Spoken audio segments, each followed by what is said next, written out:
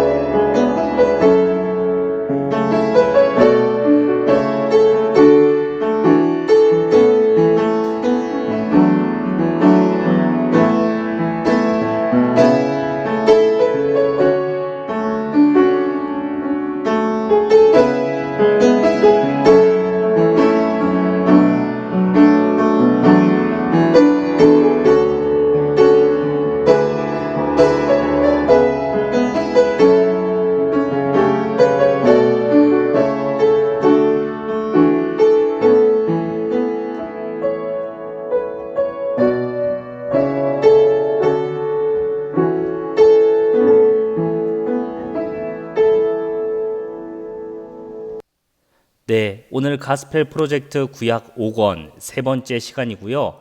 열왕기하 5장 1절에서 14절의 말씀을 통해서 나는 괜찮지 않다라는 주제로 함께 하나님의 말씀을 나누려고 합니다. 여러분, 누구에게나 숨기고 싶은 것이 있습니다. 부유하고 유명한 사람도 마찬가지입니다. 오늘 이야기 속에 등장하는 나아만이라는 사람은 어떤 사람이었으며 그는 무엇을 숨기고 했는지 함께 열왕기하 5장 1절의 말씀을 읽어보겠습니다. 아람 왕의 군대 장관 나아만은 그의 주인 앞에서 크고 존귀한 자니 이는 여호와께서 전에 그에게 아람을 구원하게 하셨음이라. 그는 큰 용사이나 나병 환자더라. 아멘. 오늘 이야기의 주인공은 나아만입니다. 나아만이라는 사람은 아람 또는 수리아라고 불리는 나라의 군대 장관이었습니다. 그는 왕에게 총애를 받는 신하였는데요. 그 이유는 이전에 아람이 아주 큰 위기에 봉착했을 때 그가 나라를 구한 적이 있는 장군이기 때문입니다. 이렇게 나아만 장군은 멋지고 크고 위대한 용사였지만 1절 마지막 부분에 보니 그는 나병 환자였다라고 기록되어 있습니다. 나아만 장군은 아마 수많은 전쟁을 겪은 장군이었을 텐데요. 그의 몸에는 많은 상처가 있었을 것입니다. 그런데 문제는 이 나병으로 인해서 상처가 낫지 않고 점점 골마 들어가고 썩어갔다는 사실입니다.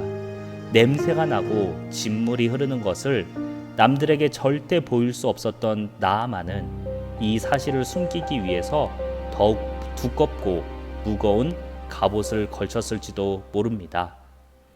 게다가 나아만 장군이 앓고 있는 이 나병이라는 질병이 얼마나 심각하고 수치스러운 질병인지 모릅니다. 아람과 같은 문화를 공유하고 있는 이스라엘에서는 나병을 이렇게 대했습니다.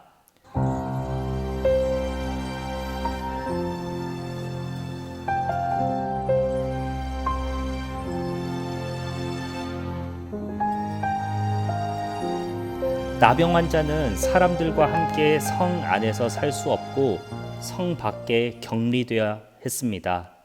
성 안에 혹시라도 들어오게 되면 옷을 찢고 머리를 풀어헤치고 윗입술을 가린 채 자신을 가리켜서 나는 부정합니다. 나는 부정합니다. 라고 외쳐야만 했습니다. 다른 사람들과 접촉을 하지 않게 하기 위해서였습니다. 이처럼 이스라엘의 문화를 보면서 우리는 이 시대에 나병이라는 질병이 얼마나 수치스럽고 고통스러웠는지를 생각해 볼 수 있습니다. 이 나병을 겪고 있었던 나아만 장군, 나아만은 이 병을 고치기 위해서 얼마나 많은 노력을 했을까요? 아마 유명한 의사들을 불러보기도 하고 몸에 좋다는 약을 먹어보기도 했을 것입니다. 그러나 어떻게 해도 이 질병이 낫지 않고 나아만은 점점 지쳐갔습니다. 바로 그때 전쟁에서 잡아서 아내의 수종을 들게 했던 한 이스라엘 소녀가 나아만을 지켜보다가 이렇게 얘기했습니다. 그의 여주인에게 이르되 우리 주인이 사마리아에 계신 선지자 앞에 계셨으면 좋겠나이다. 그가 그 나병을 고치리이다 하는지라. 아멘. 이스라엘 소녀가 나아만의 아내에게 이 얘기를 했고요. 나아만의 아내는 나아만 장군에게 이 얘기를 곧바로 전했고 나아만 장군은 곧바로 달려가서 아람의 왕에게 이 얘기를 전했습니다. 아람 왕이 이 얘기를 들었을 때 크게 기뻐하면서 나아만 장군에게 지금 즉시 북이스라엘로 가라고 얘기했습니다. 뿐만 아니라 아람의 왕은 직접 북이스라엘 왕에게 보내는 편지까지 써주었습니다. 그리고 나아만 장군은 바로 사람들을 모아서 북이스라엘로 갈 채비를 마쳤습니다. 나아만 장군이 북이스라엘로 갈 때 그의 부하들과 함께 은 10달란트와 금 6,000개, 의복 10벌을 갖고 갔다라고 성경에 기록되어 있습니다. 다른 것들의 가치를 추정하긴 어렵지만 은의 가치만 따져보아도 은 10달란트면 340kg의 은을 수레에 싣고 갔다라는 것을 알 수 있습니다. 은 340kg를 오늘날의 가치로만 따져도 약 4억 원에 달하는 금액입니다. 나아만이 이렇게 많은 금은보화를 가지고 북이스라엘에 갔던 이유는 그가 이 병을 고칠 수만 있으면 억만금도 아깝지 않다라는 것을 보여주는 대목입니다. 자, 이렇게 나아만과 그의 병사들 그리고 많은 보물을 싣고 그가 북이스라엘에 도착했을 때 나아만은 하나님의 선지자인 엘리사의 집 앞에 섰습니다. 아마 동네 사람들이 모두 나와서 이 진기한 상황을 구경했을 것입니다. 외국 나라의 장군이 엄청난 군대와 보물을 싣고 하나님의 선지자를 찾아왔으니 왜 찾아왔는지 어떤 일이 벌어질지 모든 사람들의 눈과 귀가 이들을 바라보았을 것입니다. 바로 그때 엘리사의 집 문이 빼꼼히 열리더니 엘리사의 시종이 나왔습니다. 엘리사가 보낸 시종은 별다른 환영 인사도 없고 손님을 안으로 모시지도 않고 왜 왔는지 물어보지도 않고 용건만 툭 얘기하고는 들어가 버렸습니다. 바로 그때 엘리사의 사환이 이렇게 나아만에게 얘기했습니다.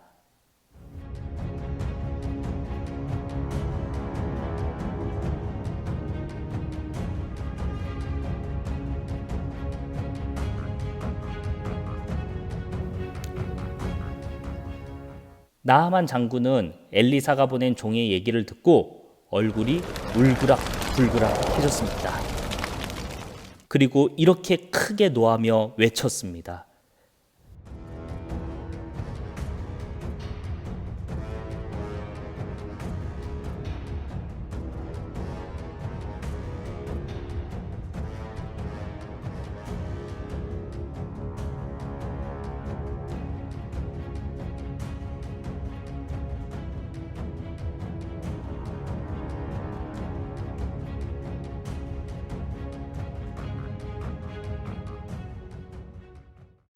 지금 나아만 장군은 자존심이 상했다는 것을 알 수 있습니다. 엘리사가 자신을 대하는 태도, 그리고 병을 고치기 위한 방법 등등 모든 것이 나아만 장군의 기대 이하였습니다. 이 병을 고치기 위해서 억만금을 주는 것은 괜찮지만 홀대를 당하고 아주 간단한 방법으로도 치료를 받을 수 있다는 말에 매우 자존심이 상했다는 것을 알 수 있습니다. 이렇게 나아만 장군은 몸을 돌이켜서 분노한 채로 다시 돌아가려고 했는데 바로 그때 함께 온 시종들이 나아만을 말리며 이렇게 얘기했습니다. 내 아버지여, 선지자가 당신에게 큰 일을 행하라 말하였다면 행하지 아니하였으리이까? 하물며 당신에게 이르기를 씻어 깨끗하게 하라 함이리이까 하니. 나아만의 시종들은 지금 엘리사가 얘기하는 것 나아만 장군님께는 별일 아니지 않습니까? 더 크고 위대한 일도 하실 수 있거늘 왜 이 일을 하지 않으시겠습니까? 라고 얘기하면서 나아만을 권면했습니다. 그리고 나아만은 시종들의 얘기를 듣고 요단 강물에 가서 몸을 담궜습니다. 놀랍게도 나아만 장군이 7번째 몸을 담그고 일어났을 때 그의 살은 아기의 뽀얀 살처럼 깨끗해졌습니다. 사랑하는 여러분, 오늘 우리가 함께 나눈 이 이야기, 이방 사람인 나아만 장군이 하나님의 선지자를 찾아오고 병고침을 받게 되는 내용은 너무나도 기쁘고 감사하고 감동적인 이야기라고 생각할 수 있습니다. 그런데 사실 이 이야기는 너무나도 슬픈 이야기입니다. 이 놀라운 이야기가 왜 슬픈 이야기인지는 신약 성경을 살펴보면 알 수 있습니다. 누가복음 4장 27절에서 예수님은 이렇게 말씀하셨습니다.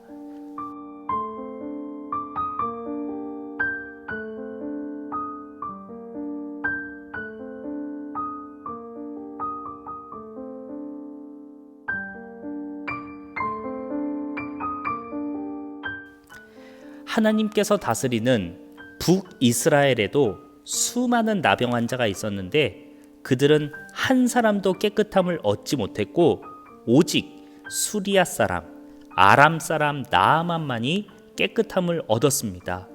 왜 북이스라엘의 많은 나병 환자들은 하나님 앞에 나와서 이 병을 고쳐달라고 하지 않았을까요? 그것은 바로 북이스라엘의 많은 사람들이 이 병을 숨기길 원했고 나는 괜찮다라고 생각했기 때문입니다. 자신은 괜찮다라고 생각하며 속에서 썩어가고 있고 악취가 나며 죽어가고 있는데도 하나님 앞에 나와서 하나님 제발 고쳐주세요라고 외치는 사람이 단 한 명도 없었다는 슬픈 이야기입니다. 예수님께서는 이 말씀을 회당에 모인 사람들에게 하셨다라고 기록되어 있습니다. 이 말을 들은 회당 사람들은 예수님을 산 꼭대기로 데려가서 밀어 죽이려고 했습니다. 왜 그랬을까요? 그것은 이 사람들의 마음이 찔렸기 때문입니다. 회당은 오늘날로 얘기하면 교회입니다. 하나님의 말씀을 듣고 하나님을 믿는 사람들이 모인 곳이 바로 회당입니다. 그런데 이곳에서 예수님이 이 말씀을 하신 이유가 있습니다. 그것은 바로 회당에 모인 사람들이 아무렇지 않은 채 하나님 앞에 나와서 하나님을 찬양하고 예배하면서 살았기 때문입니다.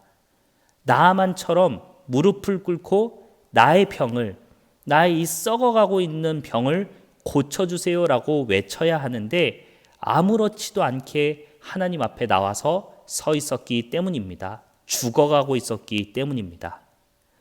사랑하는 여러분, 많은 사람들이 교회에 멋진 옷을 입고 옵니다. 산뜻한 헤어스타일과 액세서리를 착용하고 얼굴에 미소가 가득한 채로 만나서 인사를 나눕니다. 겉으로 볼 땐 아무 일 없어 보입니다. 모두 잘 사는 것 같고 괜찮아 보입니다. 그러나 예수님은 이런 사람들을 나병에 걸렸음에도 하나님 앞에 나오지 않는 사람에 비유하셨습니다. 사랑하는 여러분, 이 세상은 우리에게 괜찮아 보이는 삶을 살게 합니다. 그러나 예수님은 우리에게 괜찮지 않다라고 말씀하셨습니다. 우리의 겉모습은 나아만 장군이 입은 갑옷처럼 강하고 화려해 보이지만 우리의 속엔 나아만 장군의 살이 나병으로 썩어지는 것처럼 큰 아픔이 있습니다. 그것은 바로 죄입니다. 누구에게도 보이고 싶지 않은 내 안에 있는 나병은 바로 죄입니다. 예수님은 우리 안에 있는 죄의 문제를 치료해 주시기 위해서 이 세상에 오셨습니다. 그런데 나는 괜찮아 라고 얘기하며 예수님께 무릎 꿇지 않는 사람들이 너무나도 많았습니다. 환자가 병원에 왔는데 자기는 괜찮다고 의사에게 얘기한다면 의사가 어떤 처방도 내려줄 수 없는 것처럼 예수님 앞에서 내 목이 꼿꼿하게 세워진 채로 저는 아무 문제 없습니다. 저는 괜찮아요 라고 얘기한다면, 그러나 그 속에선 살이 썩어가고 있고 죄로 인해 마음이 썩어가고 있다면 그런 사람들을 보는 예수님의 마음이 얼마나 아프셨겠습니까? 사랑하는 여러분, 우리는 괜찮지 않습니다. 괜찮아 보이는 겉모습에 속지 마시기 바랍니다. 우리는 죄인이고 죄로 인해 마음 아파하는 사람들입니다. 그리고 놀랍게도 예수님은 우리의 죄를 고쳐주시기 위해 십자가에서 피 흘리셨습니다. 내가 예수님 앞에 나와서 괜찮지 않다고 고백하고 고쳐달라고 고백하고 나를 깨끗하게 해달라고 부르짖을 때 예수님의 그 피가 나를 고쳐주실 것입니다. 사랑하는 여러분, 예수님은 우리를 멸망시키시고 우리를 혼내시려고 이 땅에 오신 게 아니라 우리의 안에 있는 마음의 나병인 죄를 고쳐주시기 위해 오셨습니다. 우리가 무릎을 꿇고 예수님의 이름을 부르며 나를 고쳐주십시오, 나를 살려주십시오라고 기도한다면 예수님께서는 너무나도 기뻐하시면서 우리를 고쳐주실 것입니다. 하지만 오늘날에도 많은 사람들은 교회에 나와서 나는 괜찮습니다, 나는 잘 지내고 있습니다, 나는 아무렇지도 않습니다 라고 가면을 쓴 채 예수님을 대한다면 예수님의 그 놀라운 치료의 보혈이 우리 안에 흘러 들어오지 못할 것입니다. 사랑하는 여러분, 이처럼 예수님은 우리를 치료하시는 분이시고 예수님께서 십자가에서 흘린 그 피는 바로 나를 고치시기 위한 피였다는 사실을 기억하며 이 시간 나는 괜찮다고 예수님께 얘기하는 게 아니라 나는 괜찮지 않습니다라고 내 속마음을 예수님께 털어놓아서 예수님의 그 거룩한 피로 고침을 받는 우리 모두가 되길 간절히 소망합니다. 마지막으로 히브리서 4장 15절에서 16절의 말씀을 함께 읽고 말씀을 마치겠습니다. 우리에게 있는 대제사장은 우리의 연약함을 동정하지 못하실 이가 아니요 모든 일에 우리와 똑같이 시험을 받으신 이로되 죄는 없으시니라. 그러므로 우리는 긍휼하심을 받고 때를 따라 돕는 은혜를 얻기 위하여 은혜의 보좌 앞에 담대히 나아갈 것이니라. 아멘. 주기도문으로 예배를 마치겠습니다. 하늘에 계신 우리 아버지여, 이름이 거룩히 여김을 받으시오며 나라가 임하시오며 뜻이 하늘에서 이루어진 것 같이 땅에서도 이루어지이다. 오늘 우리에게 일용할 양식을 주시옵고 우리가 우리에게 죄 지은 자를 사하여 준 것 같이 우리 죄를 사하여 주시옵고 우리를 시험에 들게 하지 마시옵고 다만 악에서 구하시옵소서. 나라와 권세와 영광이 아버지께 영원히 있사옵나이다. 아멘.